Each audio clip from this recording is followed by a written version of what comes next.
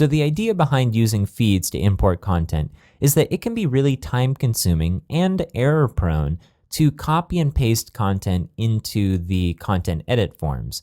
If you imagine doing this for a couple pieces of content, it's not a big deal. But once we get to 100 or 1,000 or 10,000 pieces of content, then you can imagine that it's going to be much more time consuming. With feeds, what we can do is use a source file. In this case, we're going to use a comma-separated value file in order to import everything all at once.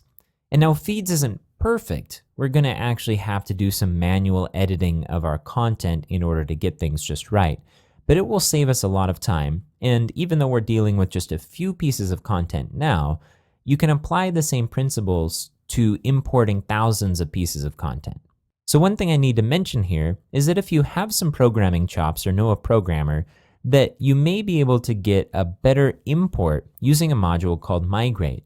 But Migrate requires that you code your entire importation process.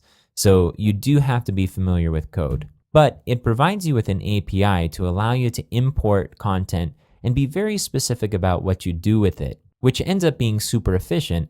And you can do a lot of the things that we're going to end up having to do manually here, like associating the products with the product reviews. That's something that we can't do in feeds without a little bit of programming.